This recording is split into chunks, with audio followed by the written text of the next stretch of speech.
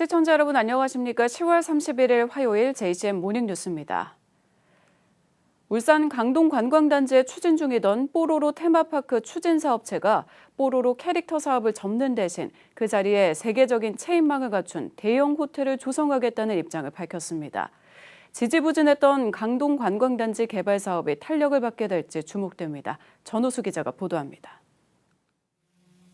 지난 2009년 11월부터 시작된 강동 관광단지 조성 사업이 민간 투자자 참여가 저조해 지지부진한 상태입니다. 강동 관광단지는 북구 산하동, 정자동, 무령동 일원 136만 7천 제곱미터의 청소년 수련, 복합 스포츠, 시사이드, 타워 콘도 등 8개 지구로 나눠 관광단지로 조성하는 사업입니다.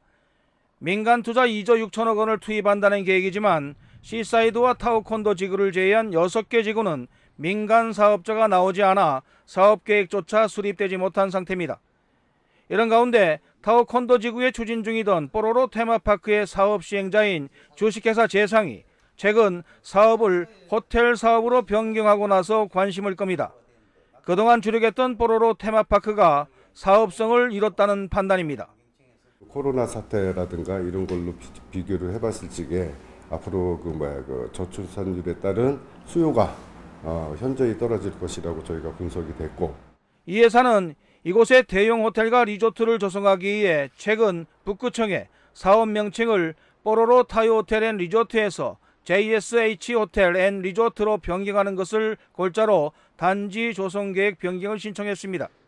당초 사업 부지에 지하 4층, 지상 25층 규모로 호텔과 레지던스, 풀빌라 등 3개동에 모두 772실의 객실을 조성한다는 계획입니다. 특히 사업 시행자인 제상은 현재 세계적인 체인망을 갖춘 H호텔과 투자를 추진 중입니다.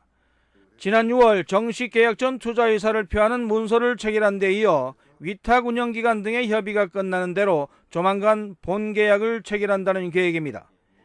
H측과 본계약이 성사되면 H라는 약자 대신 대형 호텔명을 대외 브랜드 명칭으로 사용할 방침입니다. H호텔하고 협의를 했을 적에 저희가 현장을 2번 방문하고서 OK 사인을 줬습니다. 그 이유는 여기에 이제 많은 인프라라든가 그다음에 또 경관이라든가 그래서 이제 사업성을 파악이 된 거죠. 회사 측은 현재 진행 중인 행정적 절차가 마무리되면 내년 3월 공사에 착공해 2027년까지는 사업을 완공할 예정이라고 밝혔습니다. 뽀로로 테마파크의 호텔 사업으로의 전환 추진이 수년째 지지부진했던 강동권 개발 사업의 시너지 효과로 이어질지 주목됩니다. JCN 뉴스 전우수입니다. 울산시는 2024년도 국가예산심사 마지막 단계인 국회 심사를 앞두고 어제 서울 여의도 국회의원회관에서 지역 국회의원들과 예산정책협의회를 개최했습니다.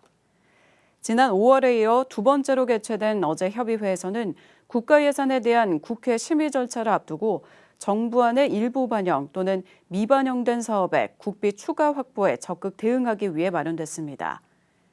협의회에서는 총 23건 1,015억 원 규모의 국회 증액사업과 지역 현안 해결을 위해 의원별 증액사업을 전달하고 추진 전략에 대한 심도 있는 논의가 진행됐습니다. 국민의힘 권명호 국회의원이 어제 국회 제2세미나실에서 지역 주도의 분산에너지 신사업 활성화를 위한 산업계 의견을 수렴하는 분산에너지 신사업 활성화 포럼을 개최했습니다.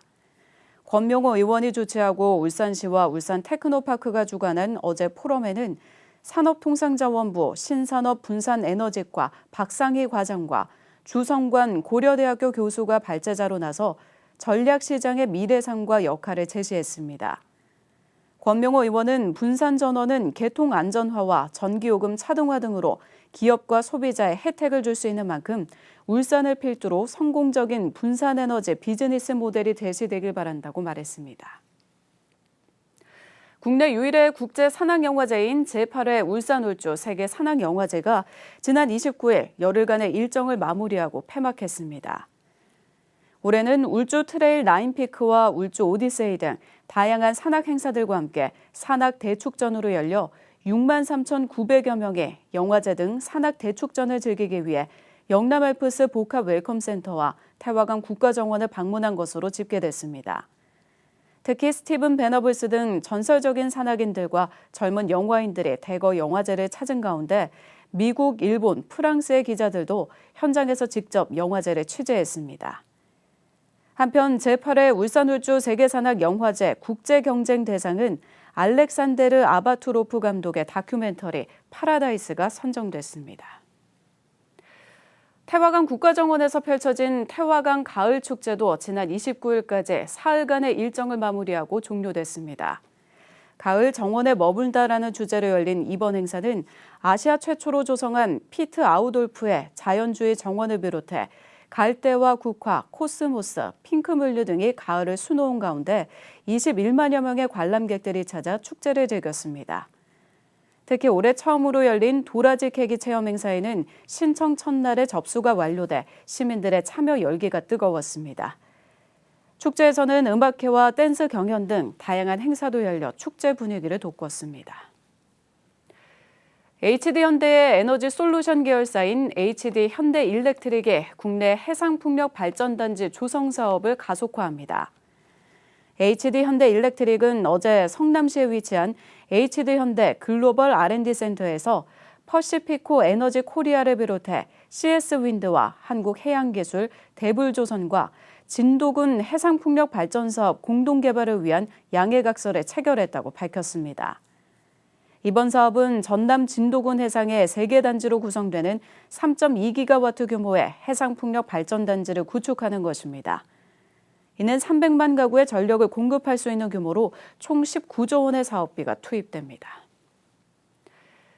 SK이노베이션은 국내 대표 ESG 평가기관인 한국 ESG 기준원이 시행하는 ESG 종합평가에서 A+ 등급을 받았다고 밝혔습니다.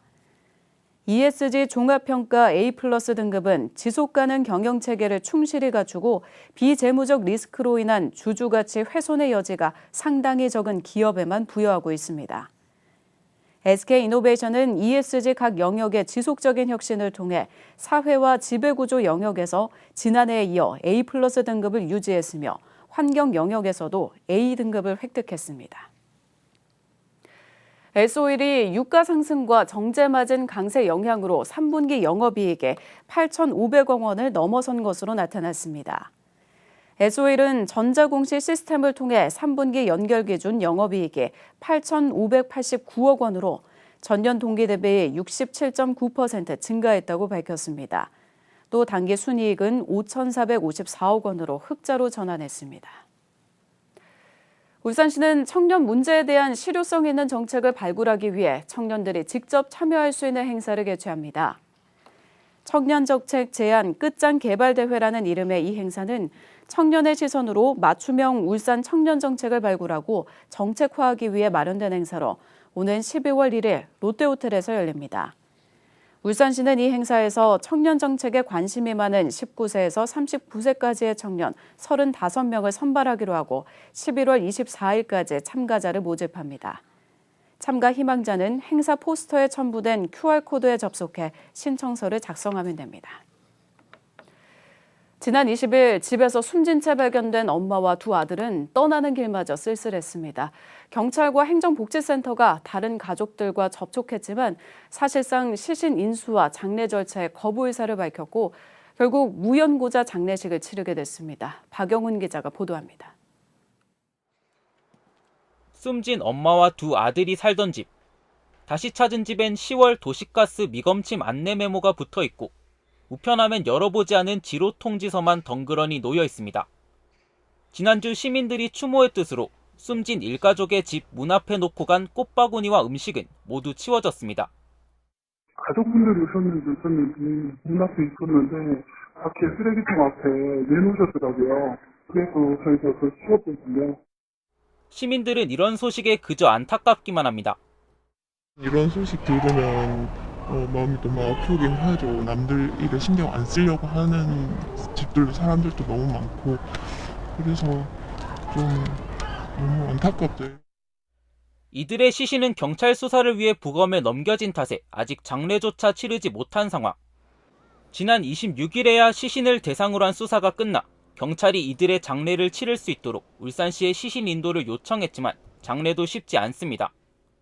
경찰과 행정복지센터가 시신 위임과 장례 절차 안내를 위해 이들의 가족과 접촉했지만 장례를 치르겠다고 나서는 가족이 없었던 겁니다. 가족들이 경찰 조사에서 이미 구두상으로 시신 위임을 포기했다는 이야기도 있습니다. 긍정적인 답변은 아니셔가지고 저희가 그렇게 예상을 하고 이제 계획 중에 있거든요. 시신 위임 회신 기간은 다음 달 8일까지지만 울산시는 사실상 가족들이 장례 거부 의사를 밝혔다고 보고 숨진 일가족의 무용고자 공영장례 준비에 들어갔습니다. 두 아들이 다니던 학교에선 지난주 각각 별도의 추모 공간을 마련하고 애도 교육을 진행하며 슬픔을 함께했습니다. 울산시는 두 아들의 친구들과 일반 시민 등 추모를 하겠다는 사람들이 있는 만큼 무용고자 장례를 진행하게 될 경우 장례 당일 추모 공간을 3시간에서 4시간 정도 운영할 계획입니다. JCN 뉴스 박영훈입니다. 대한적십자사 울산혈액원이 헌혈 기부권 나눔 장학금 3천만 원을 울산시 교육청에 전달했습니다. 지난해부터 시작된 헌혈 기부권 나눔 장학금 사업은 헌혈자가 헌혈 기념품을 받는 대신 해당 금액을 기부해 조성된 기금으로 저소득층 학생을 졸업할 때까지 지원하는 사업입니다. 장학금은 교육청과 울산혈액원이 지난해 전발한 고등학교 1학년 장학생 10명이 졸업할 때까지 해마다 1인당 100만 원씩 지원됩니다. 현대차노사는 어제 울산 제2장애인체육관에서 교통사고 피해 장애인들을 위한 재활지원금 1,000만 원 전달식을 가졌습니다. 이번에 전달된 기금은 교통사고 피해 장애인 10명을 대상으로 각각 재활지원금 100만 원씩 지원됩니다.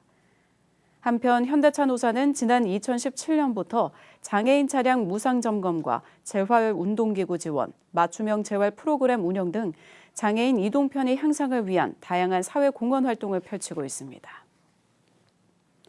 북구 주민대회 조직위원회는 어제 기자회견을 열고 주민투표를 통해 결정된 요구안을 지자체가 함께 책임져 줄 것을 요구했습니다. 북구 주민대회는 지난 15일부터 열흘간 북구 주민 2만 700여 명을 대상으로 주민투표를 진행한 결과 주민 요구안 1위는 공공병원 설립, 2위는 야간 휴일 진료가 가능한 달빛 어린이병원 운영으로 나타났습니다. 주민대회는 총선을 앞둔 만큼 각 정당이 이번 주민 요구안을 정책 의제로 채택하고 실현 계획을 제시해 줄 것을 촉구했습니다. 동업자 몰래 15억 원이 넘는 회사 돈을 빼돌린 60대 남성에게 징역형의 집행유예가 선고됐습니다.